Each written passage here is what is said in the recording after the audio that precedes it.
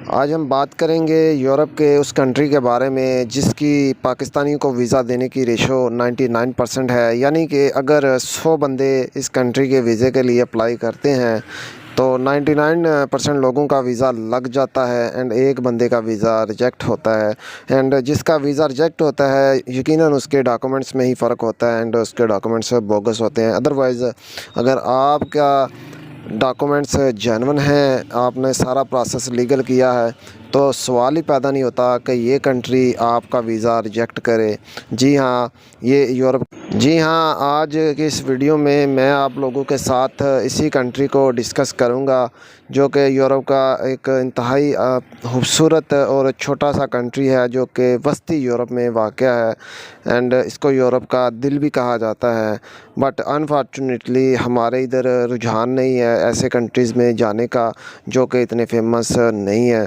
अब देखें, यूरोप के 27 कंट्रीज़ हैं जो कि शेंजन में आते हैं एंड ये भी उनमें से एक है। लेकिन 3-4 कंट्रीज़ मशहूर हैं एंड लोग उन्हीं पे अप्लाई करते हैं एंड उन्हीं में जाना चाहते हैं। नो डाउट कि हर बंदा चाहता है कि वो अच्छी जगह का विज़िट करे, अच्छे कंट्री में जाए एंड तरक्की याफ्ता कंट्री में जाए। एंड अगर उसने वहाँ पर सेटल होने जाना है, वीज़ा भी है वहाँ पर जाकर अगर उसने अपना अप्लाई करना है या एम्प्लॉयर ढूंढना है, तो उसकी कोशिश होती है कि वो स्पेन, इटली, जर्मन, फ्रांस, यूनान जैसे कंट्रीज़ में जाए।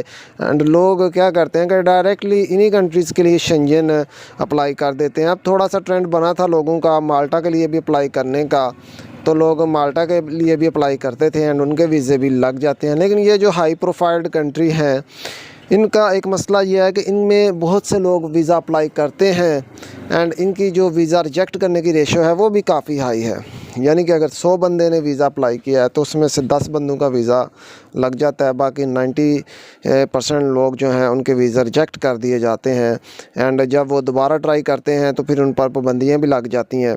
यानी कि ये पावरफुल कंट्रीज़ हैं और ये यूरोपीय यूनियन में उन पर पाबंदी लगा देते हैं कि आप 5 साल के लिए, 7 साल के लिए, इतनी मुद्दत के लिए आप जो है वो इस हमारे शेंजन वीज़े के लिए अप्लाई नहीं कर सकते। कुछ लोगों पर ताहियात पाबंदियाँ भी लग जाती हैं जब उनके डॉक्यूमेंट्स में कोई गड़बड़ निकलती है।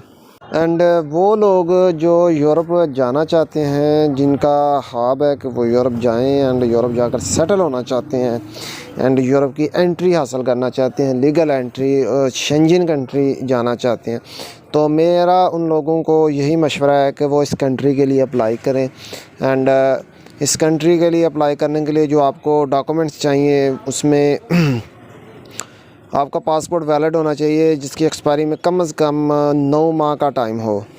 इसके बाद आपका इंग्लिश कार्ड बना होना चाहिए, आपका FRC फैमिली रजिस्ट्रेशन सर्टिफिकेट, अगर आप मैरिड हैं तो आपका MRC मैरिज रजिस्ट्रेशन सर्टिफिकेट भी होना चाहिए। इसके साथ ही आपका पुलिस सर्टिफिकेट होना चाहिए, करैक्टर सर्टिफिकेट जिसे कहते हैं। एंड आप अपने कंट्री में किसी भी संगीन जुराइम में मुलव्वस नहीं होने चाहिए। इसके बाद बैंक स्टेटमेंट की बात करेंगे तो आपकी 6 माह की बैंक स्टेटमेंट होनी चाहिए। लेकिन याद रखिए कि जो क्लोजिंग उसमें बैलेंस होना चाहिए, जो क्लोजिंग बैलेंस है वो 12 लाख से ज़्यादा होना चाहिए, 12 लाख से कम नहीं होना चाहिए। एंड इसके साथ ही आपकी हेल्थ इंश्योरेंस होनी चाहिए। एंड ये जो आपकी कोरोना SOPs हैं, इस पर भी आपकी जो वैक्सीनेशन है वो भी आपको लगी हो एंड बूस्टर डोज भी लगी हो एंड आपके जो कोरोना के SOPs के तहत जो इंस्ट्रक्शन है वो पूरी हो। तो इसके साथ ही आपकी जो होटल बुकिंग है उस कंट्री की एंड रिटर्न फ़्लाइट है, जो ये कंफर्मेशन फ़्लाइट रिटर्न, यानी कि आपने ये शो करना है कि आपकी जो टाइज़ हैं अपने कंट्रीज़ के साथ वो बहुत मज़बूत हैं एंड आप वहाँ पर विज़िट करके वापस आना आपके लिए नागज़ीर है। अगर आप ये सारी चीज़ें प्रूव कर जाते हैं ईज़िली अपने डॉक्यूमेंट से, अगर आपके पास कोई प्रॉपर्टी है, कोई गाड़ी है, तो उसके भी डॉक्यूमेंट्स साथ लगा दें, जिससे एम्बेसी वालों को, जो वीज़ा इमिग्रेशन ऑफिसर होता है, उसको पता चल जाता है कि इस बंदे के यहाँ पर अच्छे खासे असासे हैं तो ये वापस आ जाएगा। तो ये सारे डॉक्यूमेंट्स कंप्लीट करने के बाद आपने एम्बेसी में चले जाना है और उनकी एम्बेसी की जो वीज़ा प्रोसेस फ़ीस है वो पे करनी है एंड वीज़ा के लिए अप्लाई कर देना है। और 15 दिन के अंदर अंदर ये कंट्री जो है ये रिस्पांस दे देता है।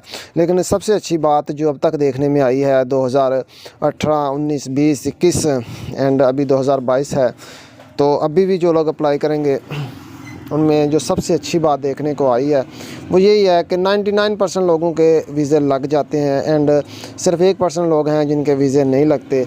और यूरोप का ये जो कंट्री है इसका नाम है लिथुआनिया। जी हाँ, ये यूरोप के मिडल में ये कंट्री है, यानी कि ये उन रियासतों में से है जो कि रशिया से आज़ाद हुई थी एंड इसको जो बॉर्डर लगती हैं वो पोलैंड की बॉर्डर लगती है, बेलारूस की बॉर्डर लगती है, रशिया की बॉर्डर लगती है एंड लैटिव की बॉर्डर लगती है।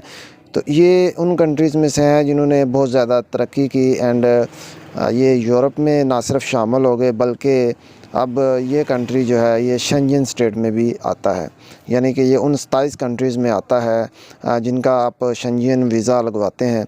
तो दोस्तों, हम अक्सर ये कोशिश करते हैं कि हम किसी अच्छी कंट्री के लिए अप्लाई करें, लेकिन अच्छे कंट्री का जो प्रोसेस होता है वो एक तो बड़ा टफ़ होता है एंड उनका जो मेरिट होता है वो बड़ा हाई होता है एंड हम उनका अप्लाई करते करते जो है ना वो अपने वीज़े रिजेक्ट करवाते जाते हैं एंड अपना पोर्टफोलियो जो है वो गंदा करते हैं।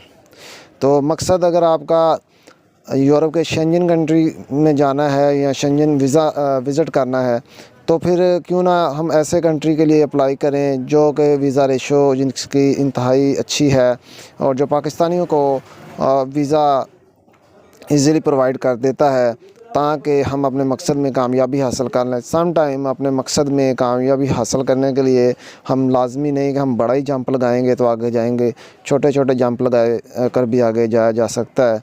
तो वो लोग जो कि थक चुके हैं एंड या न्यू हैं एंड वो चाहते हैं कि हमें किसी नाकामी का सामना ना करना पड़े और शेंजन वीज़ा भी उनको लग जाए, तो उनको चाहिए कि वो इस कंट्री का शेंजन वीज़ा अप्लाई कर सकते हैं। वैसे भी इस कंट्री का अगर विज़िट वीज़ा भी अप्लाई करना चाहें तो कर सकते हैं, लेकिन बेहतर है कि शेंजन वीज़ा अप्लाई करें बिकॉज़ इनका जो वीज़ा लगाने की रेशो है ये यूरोप के दूसरे तरक्की याफ्ता कंट्री उनसे बहुत ज़्यादा अच्छी है एंड बहुत से लोग ऐसे हैं जो अप्लाई करते हैं एंड उनका फ़र्स्ट अटैम्प्ट में ही वीज़ा लग जाता है एंड इन दिस वे वो यूरोप जाने में कामयाब हो जाते हैं।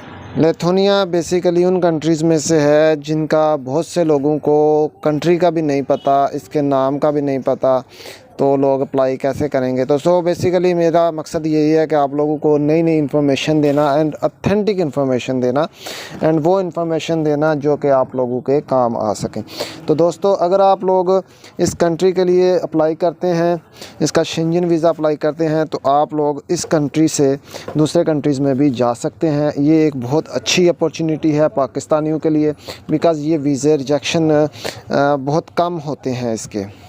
तो उम्मीद है कि आप लोगों को वीडियो पसंद आई होगी। तो दोस्तों, अगर आप लोगों को वीडियो अच्छी लगती है तो इसको काइंडली आगे अपने दोस्तों के साथ भी ज़रूर शेयर किया करें एंड ज़्यादा से ज़्यादा शेयर किया करें एंड वो दोस्त जो कि चैनल पर नए हैं और इन्होंने अभी तक मेरे चैनल को सब्सक्राइब भी नहीं किया तो वो भी मेरे चैनल को सब्सक्राइब कर लें एंड बेल आइकन के बटन को भी ज़रूर प्रेस करिएगा ताकि नई वीडियोज़